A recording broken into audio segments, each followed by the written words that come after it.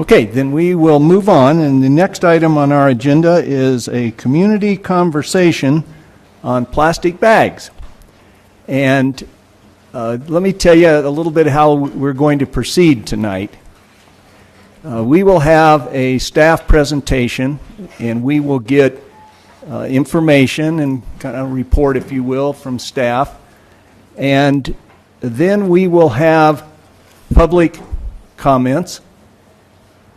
And there is, and before I forget, we have this light system. And it's a green light, then a flashing green light, and then a yellow light, and then finally the red light. And I think now we have a light right by the speaker's podium, and it even beeps when the red light comes on and the 3 minutes is up. And the idea there is if everyone will stay within 3 minutes, we will be able to have more people participate. And one of the things I want to point out is that there is nothing on the agenda tonight for any specific action. We are not voting on an ordinance tonight.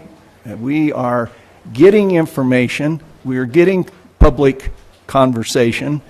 And then we will decide, all right, where do we want to go from here?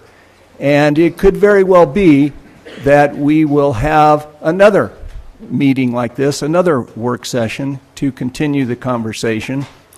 And what I'm going to do is I'm going to stop this meeting tonight at 9, and if we're not finished, we will continue it on another meeting, and we will have as much conversation as we need to have. And probably there's a good chance that there will be some questions that will come up tonight from you and from council.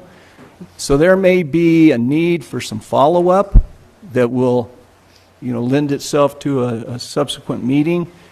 There may be legal issues that come up tonight that our attorney will need to look into. So I don't foresee this as the end of really anything tonight, the end of any issue. So with that in mind, and I will say that this is a very divided issue with all kinds of sub-issues. I know I have received, and some of these are group emails to all of the council, emails all across the board. Do this to do this. Don't do this, don't do that. And everything in between. And so one of the things I'm going to be looking for tonight, personally, is what are some other alternatives? Make sure we have everything on the table that we need to discuss. And again, if that doesn't come up tonight, then we'll have whatever follow-up we need. So I think with that, I will turn this over to staff, and doggone it, I knew I was going to forget this. I want to first welcome our new city, although he's interim, he's our new city manager, Jeff Milbeck. Welcome, Jeff. Thank you. And with that, I will turn this over to you. Thank you, Mayor and Council. It's my first meeting and first discussion item. I would just like to say a couple of words. They will happen before the green light goes off. I will be done. But a theme that you will hear from me in the coming 8 months is a commitment to professional objectivity. And I believe that one of the most important responsibilities, probably, in fact, the most important responsibility for staff, is to give factual information and distinct alternatives. And that's the way I learned it. That's the way I'm wired. That's the way I do things. And in my first day, I took a couple of actions towards that end. I asked for an Air Park RFP item to be moved back a couple weeks so staff could develop some other alternatives and bring to you. And I also asked to slow down, I guess, a bit this discussion on plastic bags. And what I learned very quickly is this community is very ready to have this discussion tonight. And I guess what I would say is my olive branch to mayor and council and the community is I am very open, I know with staff, to hearing what is presented and hearing the discussions, because it's clear, whatever the answer is, this is a very important issue to Flagstaff. So thank you. I look forward to working with you. Okay, great, and welcome. All right, Mr. Malbec, did you want to lead into this particular topic? Mayor, that was my lead-in, and if Nicole Woodman could come up, that would be great. All right.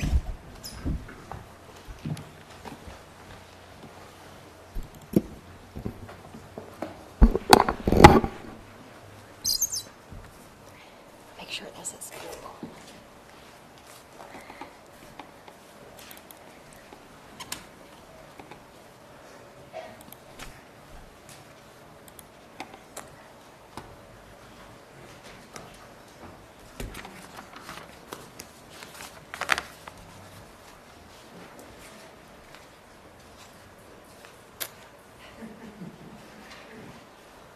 All right. Let's see.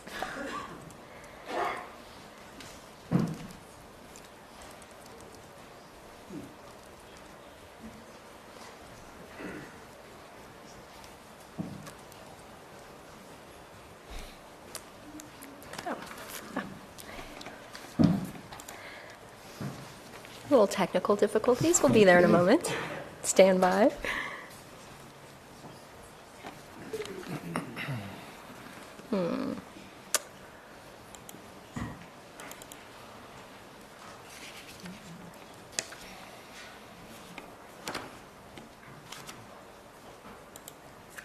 Here we go.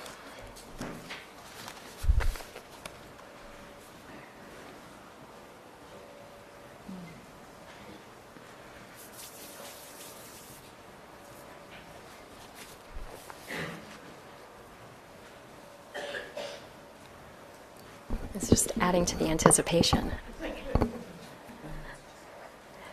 I'm not sure what's happening with PowerPoint right now.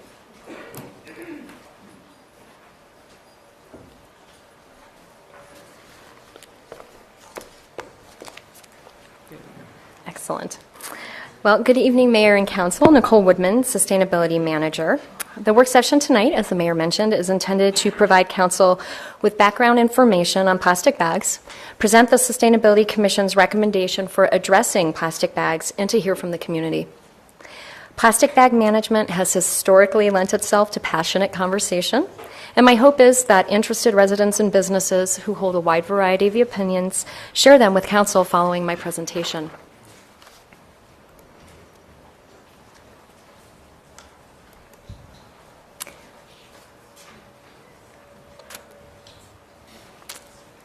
Stand by.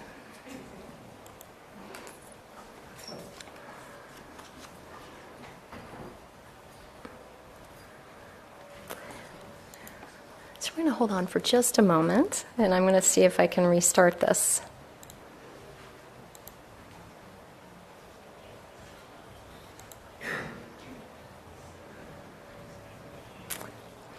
Great. I'm going to offer some assistance. That'd be awesome. I guess I can do it this way. Yeah, it's right there. See if we can keep going. Great. So these are the topics I'll be addressing this evening. Pretty straightforward and standard. Do you want to keep going off of your notes? Yeah. Okay.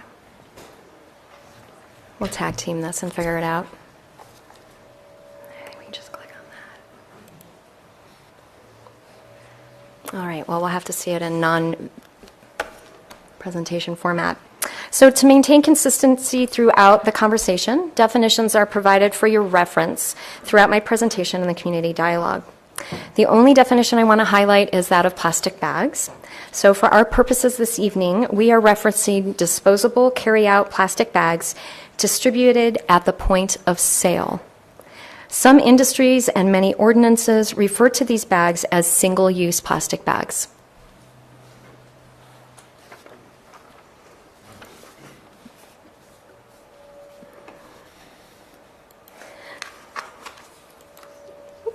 So providing context to those that are unfamiliar, following our important benchmark dates. In 2007, the initial plastic bag management conversation began amongst the Sustainability Commission and the Sustainability Program.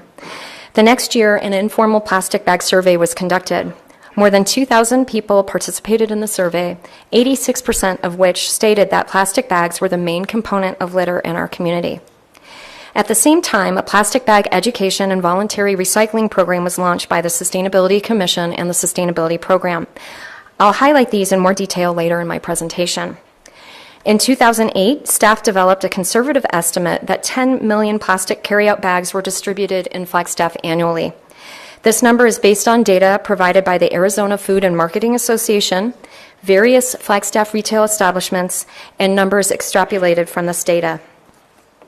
Tonight's discussion stems from the May 29, 2012 request from the then City Council for a recommendation from the Sustainability Commission on how to address plastic bag problems facing Flagstaff and municipal operations. In 2013, the city conducted its citizen survey. The survey asked 2 separate questions about plastic bag management. The survey is considered statistically valid and found 59% of respondents would support a plastic bag ban, while 44% said that they would support a plastic bag fee. Since the citizen survey results, staff has met with individual council members, community members, and organizations to discuss plastic bag management.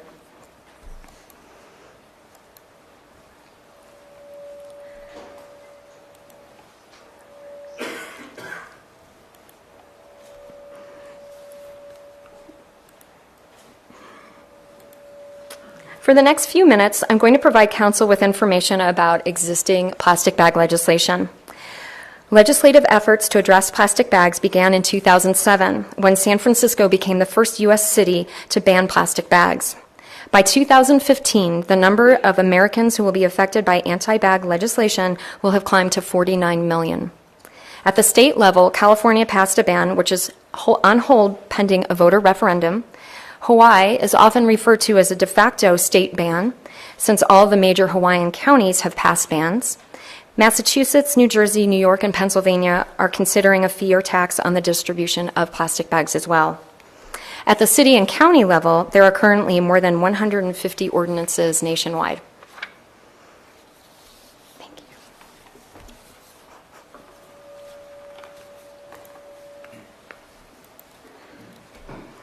I think it's important to emphasize that existing plastic bag ordinances have been designed in various ways based on the unique context, considerations, and priorities of each community or state. Listed on the slide are examples of impacts ordinances are attempting to mitigate or address. These include addressing litter or community aesthetics, protecting marine life, addressing the ecological footprint of plastic bag production to its end use, managing the costs of litter cleanups, mitigating the impacts of bags in sewers and drainage systems, as well as watershed protection.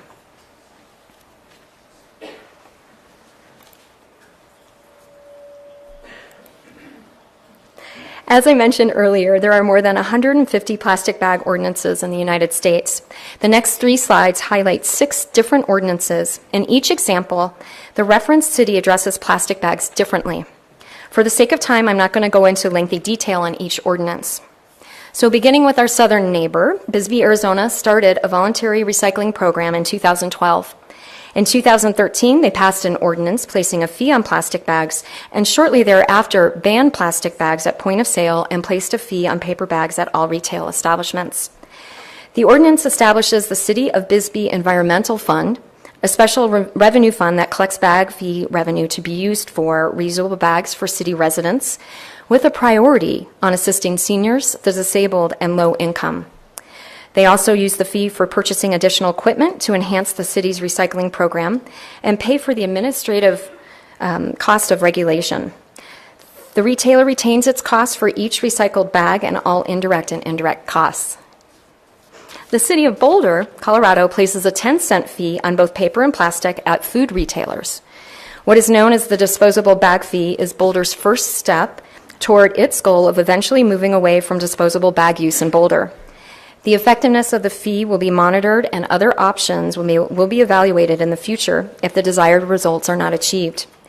The fee does not apply to anyone who participates in a federal or state food assistance program. The food retailers keep 4 cents of every 10 cents in order to cover their costs. The remaining 6 cents is remitted to the city for administrative costs, providing reusable bags to the community for education and programs. The ordinance also states that the disposable bag fees collected in accordance with their ordinance cannot be used for general government purposes. In the first 6 months of the ordinance, plastic and paper bag use declined 68% and generated $137,000 in revenue for programming.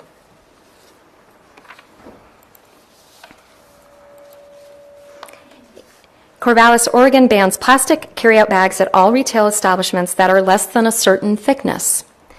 Thick plastic bags are considered reusable and may be provided with or without charge at the retailer's discretion.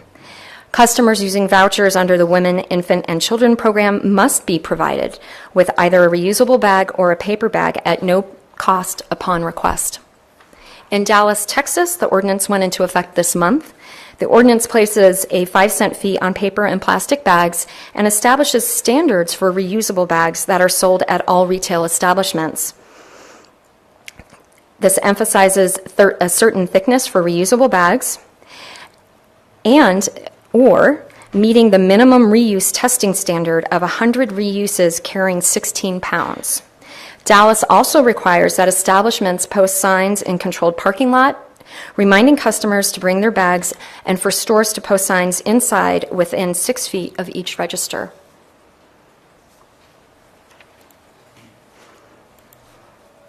Santa Fe, New Mexico passed a plastic bag ban at all retail establishments.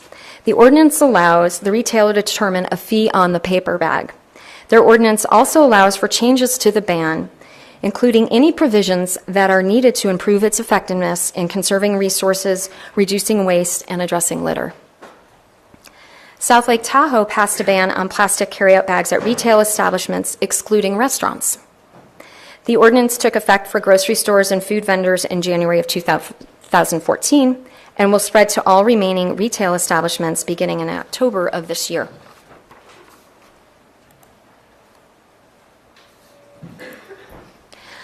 There are so many examples of impacts of plastic bag ordinances. Following are just a few highlights. For example, in Breckenridge, Colorado, a 10-cent fee on paper and plastic was enacted. The city reports the bag use declined 50% in 6 months. In Los Angeles, California, 2 years following a plastic bag ban and a 10-cent fee on paper, the city reports a sustained 90% reduction in plastic bag use at large retailers. And in San Jose, California, they experienced major reductions in litter following their plastic bag ban and paper bag fee ordinance.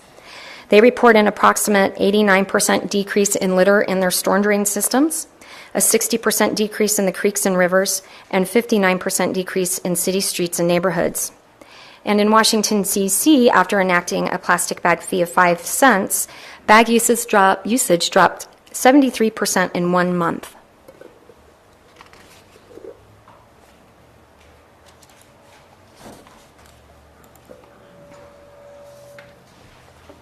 In addition to plastic bag legislation, some communities and states have chosen to enact alternatives for plastic bag management.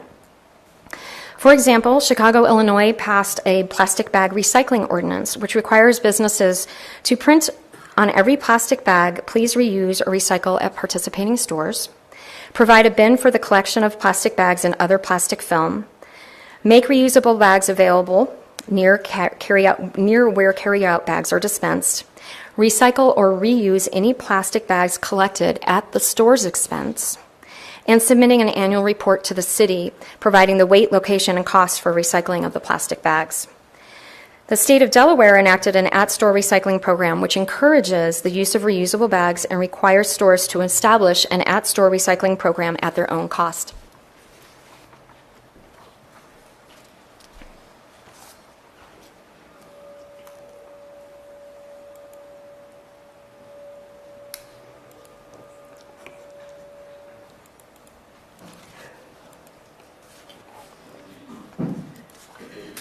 In Maine, recycling plastic bags legislation was enacted at all retail establishments, stating that retailers may only provide customers with plastic bags if there is a receptacle to collect used bags within 20 feet of the entrance.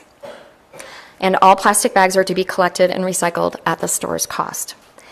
North Carolina passed legislation to protect its Outer Banks The legislation required retailers to display a sign encouraging reusable bags in a location viewable by customers. Since then, 3 of the counties and the Outer Banks have also passed bans.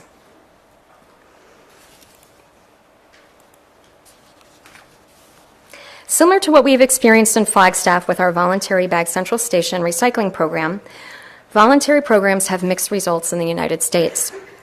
This slide does not represent an exhaustive review of voluntary programs. However, a noted trend is that a number of communities with strong commitments to recycling or waste reduction start with a voluntary recycling program and move to an ordinance of some sort. We found this with Aspen, Colorado, Los Angeles County, California, Santa Barbara, California, and Santa Clara, California. Noted in 2008, the City of Phoenix did report a 20% decrease in plastic bag contamination at its material recovery facility following the implementation of Bag Central Station. Voluntary programs have been more successful outside of the United States. Australia reported that they fell short of their target plastic bag reduction and recycling rates. Their voluntary approach to reduce plastic bags required a 50% reduction and a 50% recycling rate to be achieved by the end of 2005. A reduction of 45% in the number of bags distributed was achieved. However, the recycling rate fell short at 14%. In Canada, voluntary approaches have been successful. Ontario, for example, reports that its program has achieved a 58% reduction, exceeding its 50% reduction target, while Quebec set a goal of reducing plastic bag use by 50% in the province by 2012. They achieved a 52% reduction 2 years ahead of schedule.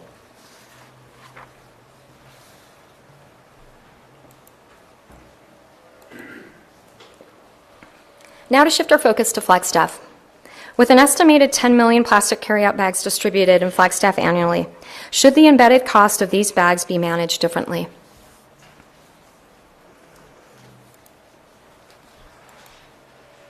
In 2008, the Sustainability Commission and Sustainability Program conducted an informal plastic bag survey, as I mentioned earlier.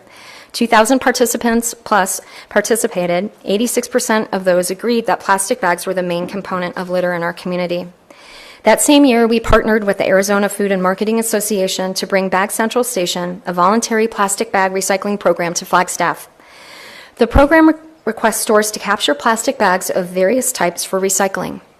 The bags are to be stored, baled, and shipped back to Phoenix on empty delivery trucks. In Phoenix, they are delivered to a Trex processing facility.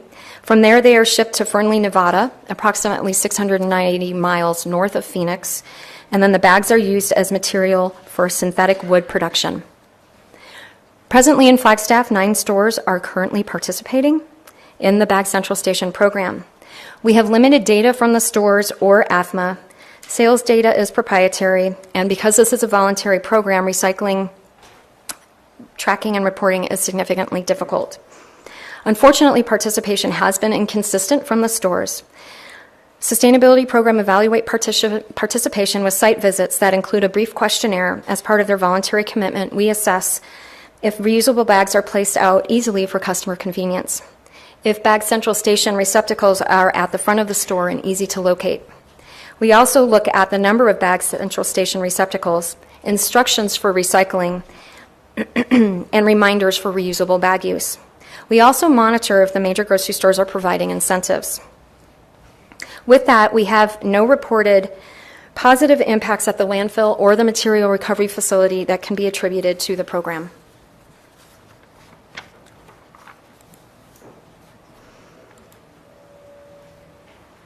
The popularity of plastic grocery bags stems from their light weight, which is one of the qualities that make them difficult and expensive to manage.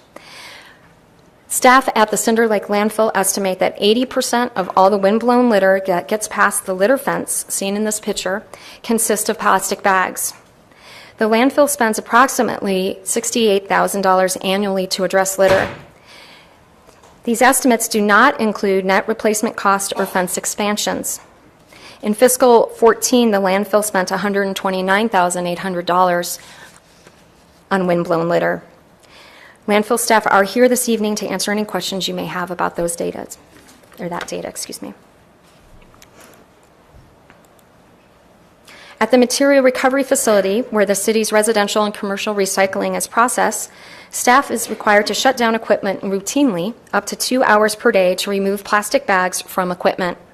Staff at the facility state this is at a cost of $200 per day, or just over $62,000 annually. The city's Sustainability Commission first considered the initiative of banning plastic bags in 2008. Since then, the Commission has been monitoring education and Bag Central Station impacts. In consideration of the Council's 2012 request for a recommendation, the results of the 2008 informal survey, impacts to the landfill, and the 2013 citizen survey, the Commission drafted their recommendation in the form of a draft ordinance, which was attached to your agenda packet. As the staff liaison, I am presenting highlights of their recommendation. Members of the Commission are here this evening if you would like to speak with them following the presentation. With that, the Commission voted 5-2 in favor of a plastic bag ban at the point of sale, affecting all retail establishments in Flagstaff in an attempt to address the costly negative impacts of plastic bags. The draft allows for retailers to determine if they want to place a fee on paper.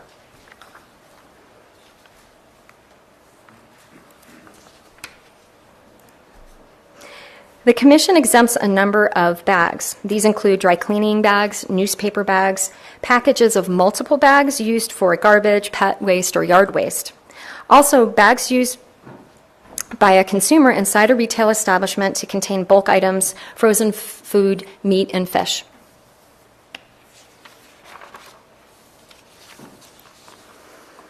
As I mentioned, the Sustainability Program and Commission have been speaking with community members about plastic bags for some time. The next 2 slides highlight the most frequently asked questions. The first being, why don't we just promote recycling plastic bags? Plastic bags are very difficult to recycle due to the limited aftermarkets for the material. In Flagstaff, we are geographically isolated, which makes the economics of plastic bag recycling very challenging. There are effective aftermarkets, but these tend to be in larger cities with significantly higher volume. I mentioned Trex in Nevada. There's also a large recycling facility in Indiana. Additionally, Sustainability Program staff have been providing education and reusable bags to community members since 2008. Our small staff speaks with more than 1,000 community members in person every year about recycling. In addition, we have distributed over 11,000 reusable bags to the community. We recently kicked off a reusable bag bank where we are providing free reusable bags year-round to community members. The first bank was installed at the Murdoch Center, and 4 more are slated for the Library, Convention and Visitors Bureau, and a few hotels. The next question we have frequently heard is, why don't we include plastic bags in residential recycling? Staff examined the feasibility of implementing a voluntary curbside plastic bag recycling program. According to solid waste and material recovery facility staff, it would have to be a supplemental route similar to that of residential glass recycling and cost approximately $1.5 million to initiate. The estimate includes expanding the rooms at the material recovery facility, upgrading equipment, shortening the feed belt from the tipping floor, and adding a conveyor belt to the MRF, or material recovery facility. They would have to hire sorting staff. Solid waste staff would have to purchase a refuse hauler for the new route, purchase residential receptacles, and hire staff to drive the vehicles. The program would not be able to pay for itself because of the low value of plastics and the distance to market.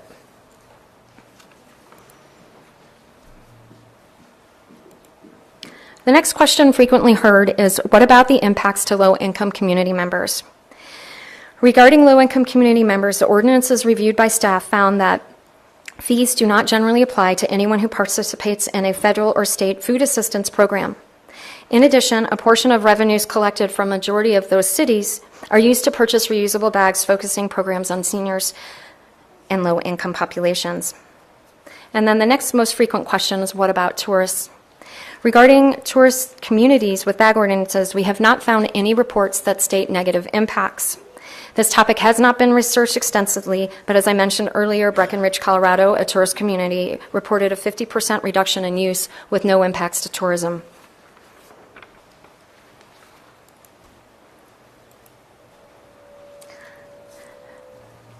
Should the embedded costs of plastic bags be managed differently? If so, what does the City Council want to address? Is it litter? Is it waste? Is it the embedded cost of management, recycling challenges, environmental impacts, stormwater impacts, or landfill impacts? This would significantly shape the direction the council goes in.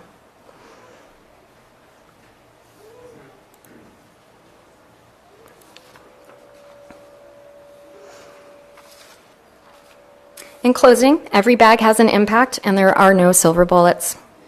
On this slide are issues for consideration. Those are actions, those affected, fee revenues, and fee distribution. And from this point, I'll open it up to questions. Thank you very much.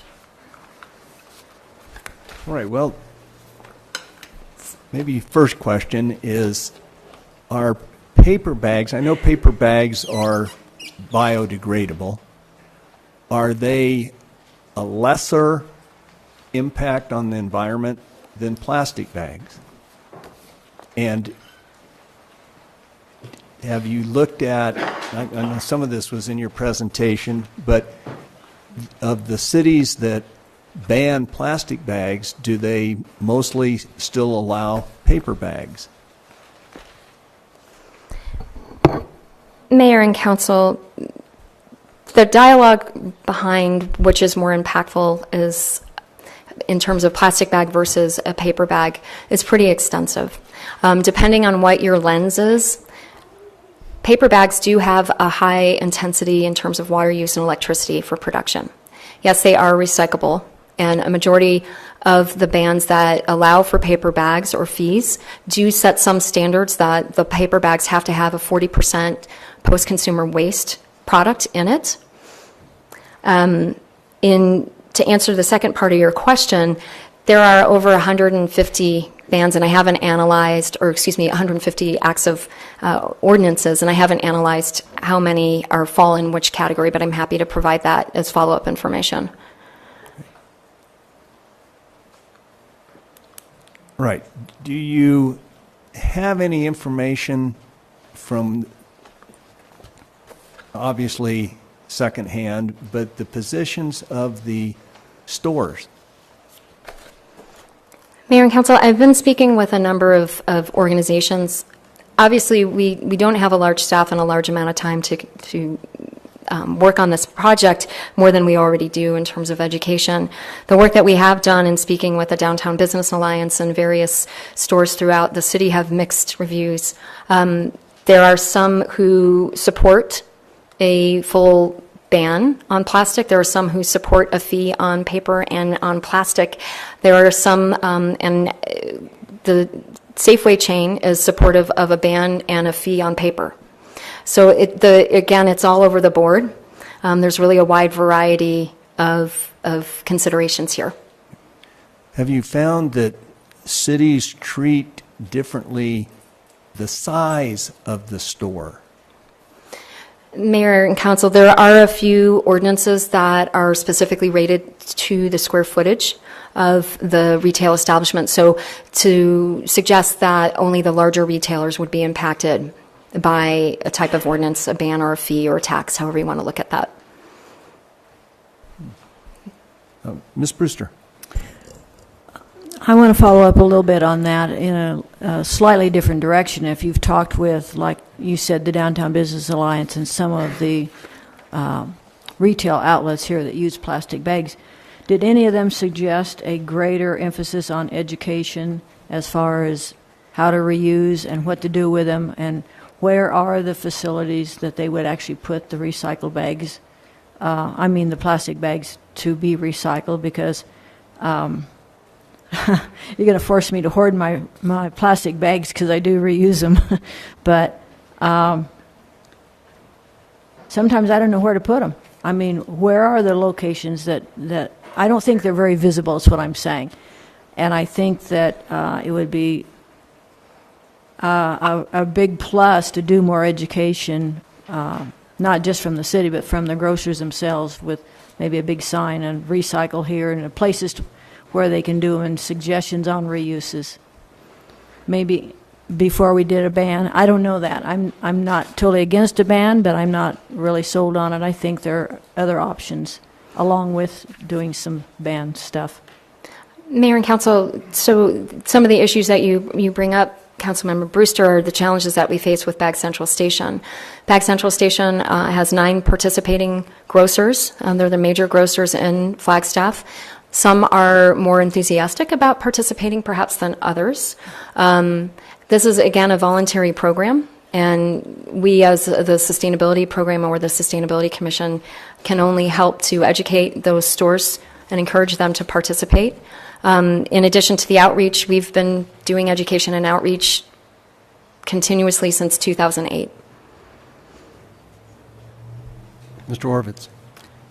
I have quite a few questions here, and I'm sure I'll have more by the end of the night. But one of the questions I'll tag off of what Councilwoman Brewster is saying. Besides the stores, what recycle options exist, if any, for the city? I mean, do we have locations that we facilitate any recycle options? Mayor and Council, because we cannot process plastic bags at our material recovery facility, we don't have any options except for the voluntary Bag Central Station program. And the reason that even was logistically feasible is because the major grocers' distribution comes out of Phoenix. And so they send, the idea is that they would then send the baled plastic bags that are collected at those receptacles in front of their stores back on empty trucks. The economics of plastic bag recycling, again, because we're geographically isolated, really present economic challenges to make it viable. Okay, and I might have some follow-up to that later as we hear Please. from some folks. Can you describe just the sorting process at the recycle facility, the sorting facility? So after the truck comes to get your recycle bin, dumps it in truck, drives over, and then they get to the facility. I mean, is it all what do? They dump it and then maybe just walk through that process there. Sure, Mayor and Council, actually, I would like to look over my shoulder and defer to see if any staff from Norton Environmental are here. We're going to ask Pat Burke to come down and walk through that process.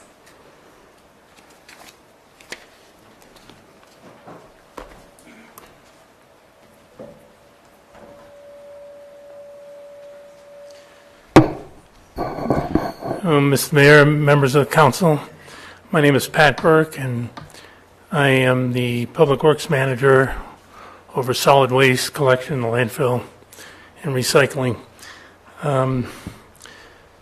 Councilman Orvitz, the city has a long-term contract with Norton Environmental, and in that contract it stipulates the kinds of materials that we can take into the material recovery facility. So any change that we would make in the future, we'd have to get their approval to do that. The process is we have individual recycle carts and some commercial containers on the street to collect recycled material. And I believe there are 9 items that can go into the recycle bin. So those are processed. The customers put those into the bin, whether residential or commercial. We service those containers and we dump the trucks at the material recovery facility in a large holding area. Then Norton processes that material. With a loader, they load that material onto a conveyor belt. It has what's called star screens, and it starts the kind of an automatic process of starting to sort the material that's on the belt. And that raises up to a second story level, and the conveyor belt then is in a large, long room. And in that room, there are several pickers, maybe as many as 20 pickers in that room. And they are responsible for picking out the different materials that come across the conveyor belt in front of them. Some pick out aluminum containers, some pick out cardboard, some pick out the newspaper materials. And that process then carries on through to the end, and it drops off into a residual pile. At that point in time, the employees at Norton then take that material and run it through a second time and try to get as much material out of the load as they possibly can. And then the final, as the material crosses that conveyor belt, it gets picked and sorted again. And then when it drops off the conveyor belt, then that material is then baled and it's hauled to the landfill. Just to follow up to that, and Ms. Woodman had mentioned that part of the issue is the bags get jammed up and there's maybe a couple $100 a day in lost production. So maybe describe that, what's going on. They're getting jammed in the conveyor belt. Okay, well, what happens as this material moves up? It's up the conveyor belt, up to the second story, so to speak. There are rollers and things on the side of those plastic bags, and there's other material that gets in there, but primarily the plastic bags will get in there and wrap around those rollers, and that's what causes the operational problems. Okay. And all along the conveyor belt as it goes down that main room. And then last landfill question. You obviously have some kind of idea or metric as to how many plastic bags are entering the landfill, or at least you mentioned the cost involved with cleaning them up. It was anywhere from 130 in one year to 60-something the next year.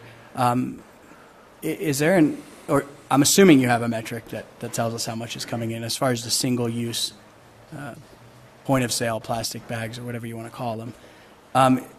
So that's part one of the question. Is there a metric? And is there also a metric telling us what kind of quantity of material, of thin film plastics in general?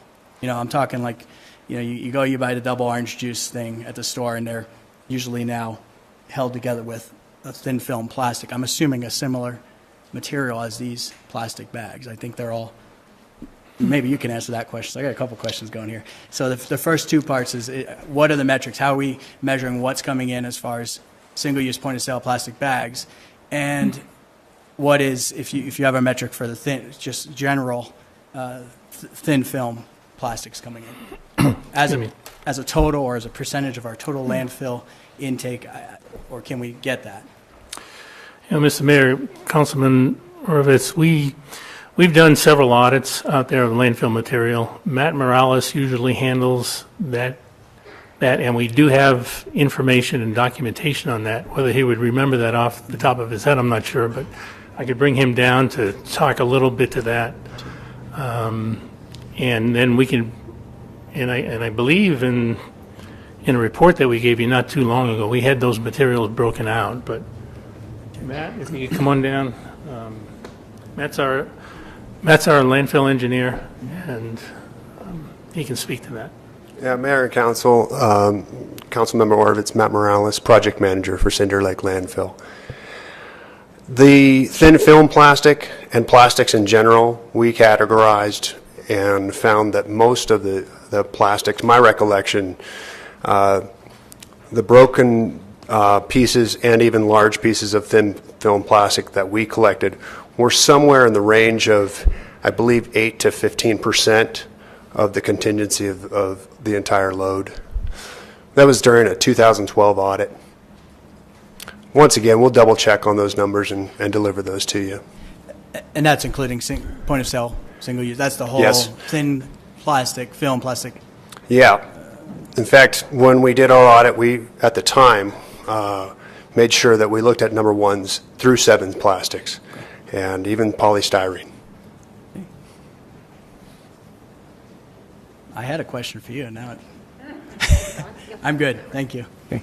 Mr. Burke. Mr. Burke, a question I have. Going back to the recycling plant, is one of the pickers that you described picking out plastic bags? What with the plastic bag comes down the conveyor belt, what happens to it? Hey, Mr. Mayor, again, going back to the agreement, I believe there's 9 products that we pull out of the waste stream. Anything else that comes along that conveyor belt that's not one of those 8 items gets left on the conveyor belt. It drops off at the end of the conveyor belt. And plastic bags are not one of the items that we're contracted to recycle? That is correct. And that is because there's not a market for them? There, in the past, there has not been a market for plastic bags. There has been technology recently that certain entities will take that, the plastic material, plastic bag material, to do something with.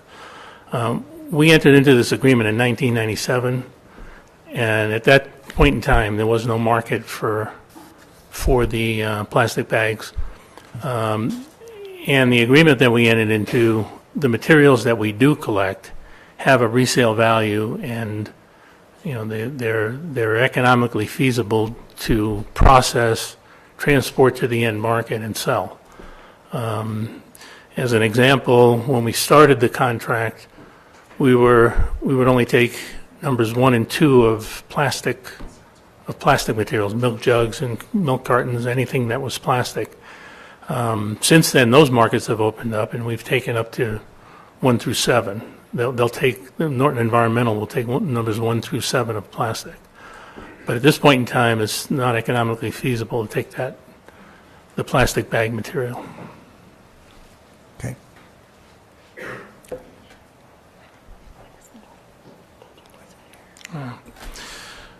Okay, Mr. Mayor, members of the council, we still have about 8 years and about 8 months left on the Norton agreement. It ends in September of 2023.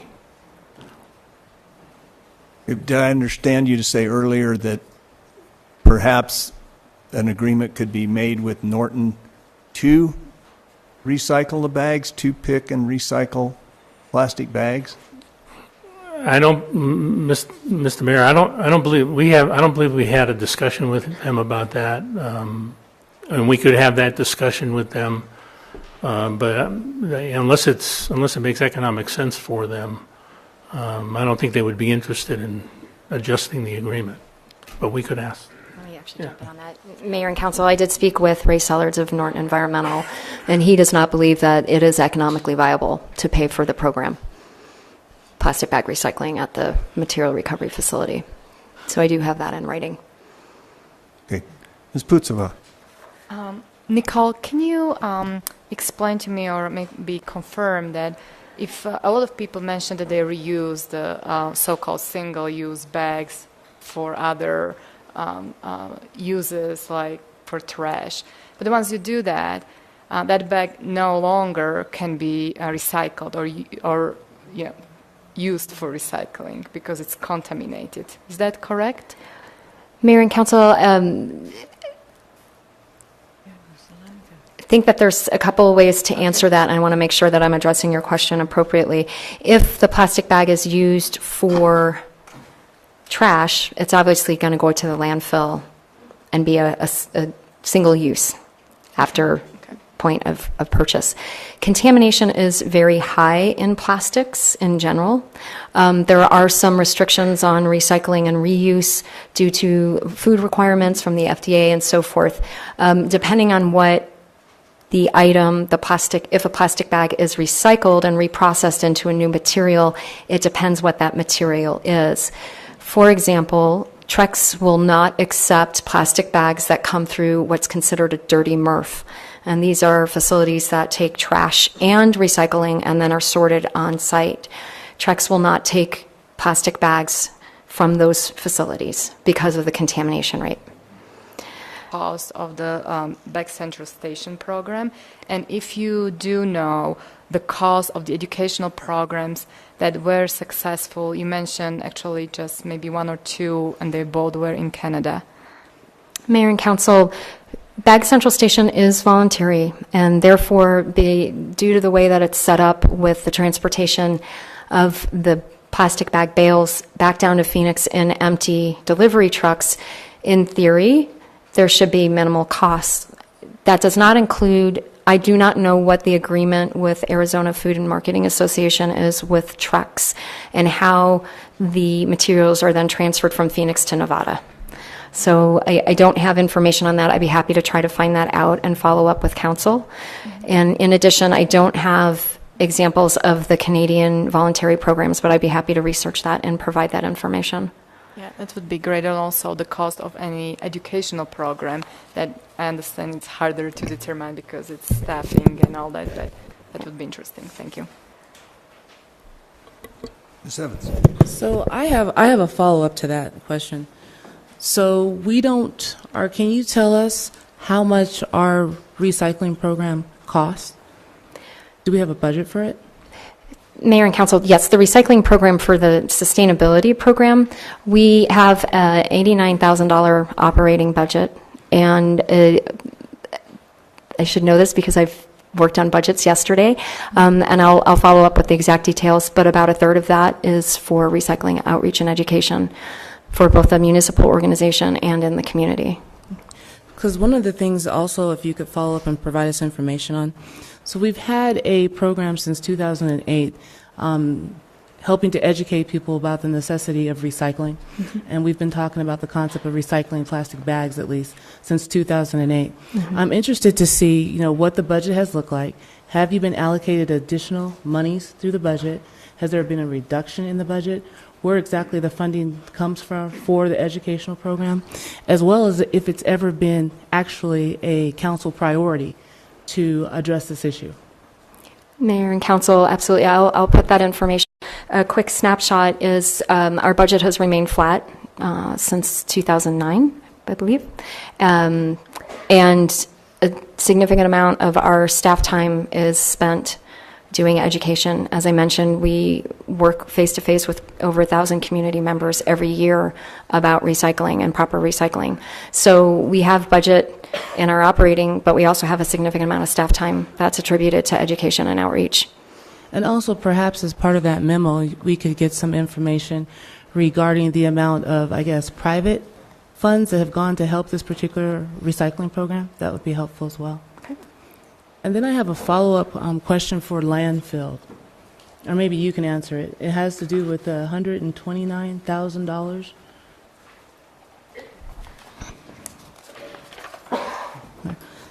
So I just want to make sure that I understand this.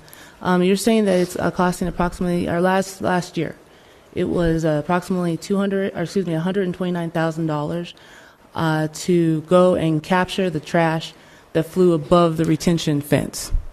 And 80% of that trash is plastic bags. Yes, that's, I believe, what we had stated. And then beyond that, we start to see, obviously, the beyond those litter fences is what you're asking? Yeah. Yes. 80% typically is in the form of some type of plastic or plastic bag. Okay, so where did the $129,000 come from? It's a part of our operating budget at this point in time. And so you do see, some years you'll see more funds attributed to that because, for instance, this year we've installed new litter nets at the landfill. Just the litter nets alone for about 1,200 feet of litter netting cost $45,000 for just the netting itself. Okay, and so I just want to make sure I'm correct in understanding. So it's coming out of your budget to address this particular issue, and your budget is the general fund budget? Councilmember Evans, no. Our fund is an enterprise fund. Okay. So our funding is self-driven. We essentially make funding from residential proceeds from the residential fund, and then also from the landfill tipping fees as well. Okay, so we're actually utilizing money from those two sources to address this particular issue. Yes, that is correct. Okay, thank you. You're welcome. Mr. Horvitz. Oh, Mayor and Quick. Council, I apologize. May I just follow up? I realized I didn't answer one of Councilmember Evans' questions, and that is of the source of our funding for the sustainability program. We are funded through the environmental management fee, which is on water utility customers' monthly bill. It's $4 a month, and we are one of a number of programs that are funded through that fee. So it's an enterprise fund as well. Thank you. Quick follow-up to the follow-up. On the 80% that you're collecting outside the fences, you said it was plastics. Is that? Yes. Is it all? Is it do you have is it half plastic bags, is it 80% has plastic bags? Just wondering what kind of material we'll be dealing with. Yeah. Mayor and Councilmember Orvitz, that's a great question. We do this visually. Much of the material that we see is in form of plastic bags. Sometimes you will see airborne cardboard. We have had winds in excess of 70 miles an hour at the landfill in some days. And so maybe once or twice a year. When that happens, the things really fly. So we've, for the most part, we see especially larger plastic bags that are not just the typical store-bought bags, but we also see large industrial-sized bags, contractor-sized bags, and hefty bags, if you will. And I guess and I know it's hard to get an exact number or even close to an estimate, but going forward, if we can try to quantify, so just so we know what we're seeing. I don't know if that's even possible, but it'd be nice to know. Are we dealing with other thin film type bags? Are we dealing with, like you said, garbage bags? Or Yep.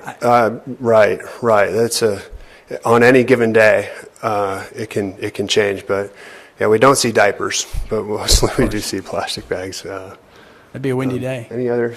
Yeah. I've seen them out there. That you can think of? Mayor, Council, Mike Gallegos, Solid Waste. I can hopefully shed a little bit of light to your question, Councilmember Orvitz.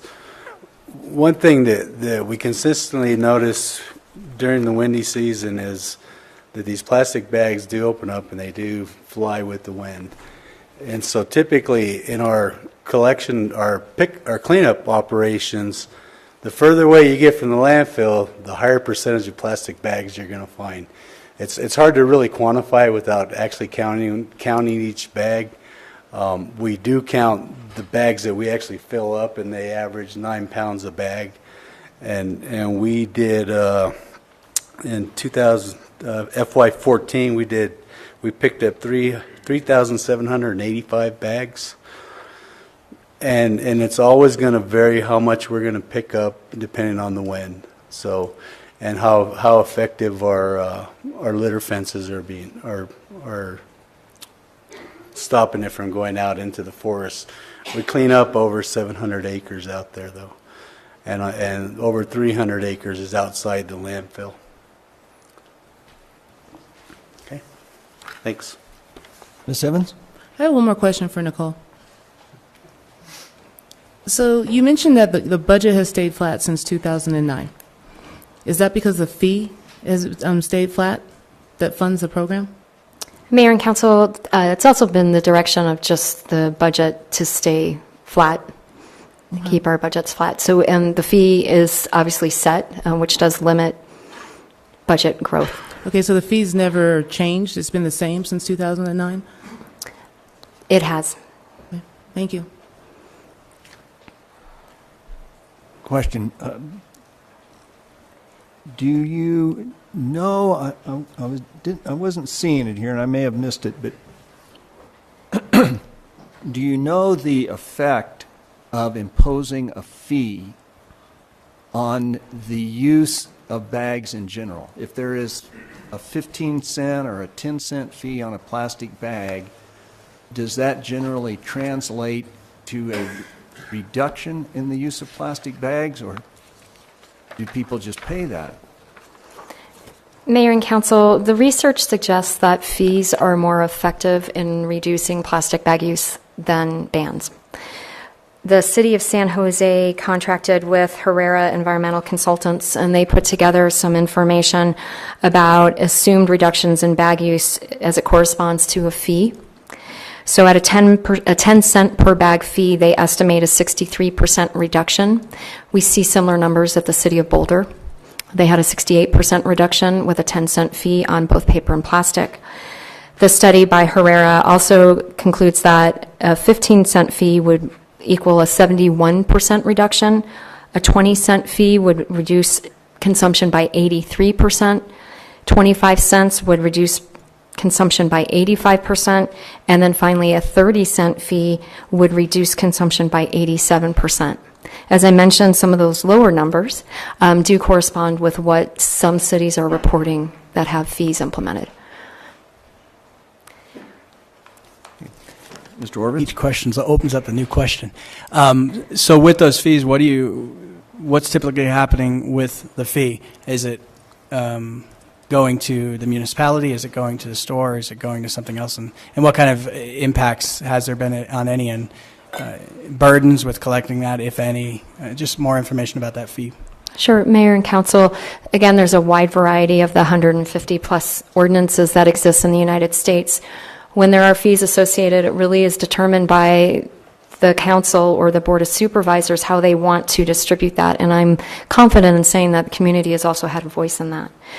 We have seen some examples of cities retaining the entire fee and redirecting those funds to provide reusable bags and recycling education and upgrading facilities and equipment, while we've seen some communities provide a portion of a fee, a percentage, to stay with the retailer so they can cover their administrative costs, and then the remainder go to the city. Washington, D.C., for example, used their fee to fund river cleanups. Some communities are using fees to fund park restoration and park funding. A lot of parks are funded through general fund and have been lacking in funding to address the needs. And so they've directed fees to parks as well as historical sites. So it's really across the board, and it is up to the governing body to determine how that's set. You may recall the Bisbee, Arizona example leaves that percentage up to the retail establishment per their ordinance to cover their costs, direct and indirect, of participating in the program or being an affected establishment, and then the remainder goes to the city, and then they fund reusable bag programs. So it really is, it's an open slate. But there's, in that regard, open up another question. There's nothing prohibiting any store from charging a fee on a bag right now. Mayor and Council, correct. I believe that is correct. I would defer to legal if there's anything different from that. Stores? No? Okay. And then a question for legal, as long as we've got David right there, is can the city impose a fee on plastic bags? And is that a tax that would have to go to the voters? How do we impose such a fee if we desired? That's a good question, Mayor and Council. It wouldn't be considered a tax. Other cities have imposed fees. The example of Bisbee in Arizona, and the authority to do so would be based on the city's general authority under its charter to take actions that would promote the health, safety, and welfare of the city and its citizens. So just a general authority with findings as to how the action would promote those goals. Okay. Does that answer your question? In the same context, is the authority that that the city has any ability to tell a store what they can do inside their store necessitate a finding that this is something necessary for the health, safety, and welfare of the citizens? Where does a city get the authority, the basic authority, to say you cannot use a plastic bag in your store? Mayor and Council, that authority is specifically enumerated in the charter. I don't have the exact article. But it has to be a finding that that's necessary for the health, safety, and welfare of the community? Is that what you're saying, or is there some other finding? Well, the authority is derived from the city's finding, but there's nothing that says we have to make a specific finding as such, but we recommend doing so just to support the ordinance and in case there could be challenges. We just want to establish a record showing the reasons for taking the action and showing what the proposed results would be. But our charter does give authority for anything that would promote health, safety, and welfare of the citizens. So it's kind of a broad grant of authority, but we would suggest making findings to that effect, yes. And Mayor and Council, just for a little further clarification, if you decide to go ahead and enact a fee, the dollars that are collected will need to be tied back into the problem that you're trying to solve. So it would not just go, the dollars would not just go into the general fund for any use the city wants. Instead, it would go into a segregated fund that would be used to support those very goals that you lay out in the ordinance.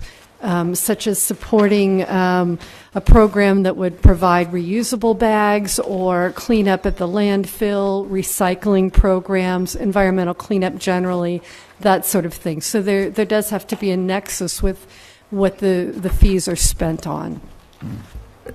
Ms. Barrett. Well, I just want to remind the council that we pass ordinances under this authority all the time. I mean, that's often what we base our ordinances on, and we make these findings in the whereas clauses to tie our action to the problem. So this is not a unique way of trying to address a problem in terms of the authority. We have this broad grant of authority, and as long as we can tie it to the problem, we can regulate. And if you look at many of the other ordinances, I mean, I've read about 10 of them, they all do essentially the same thing.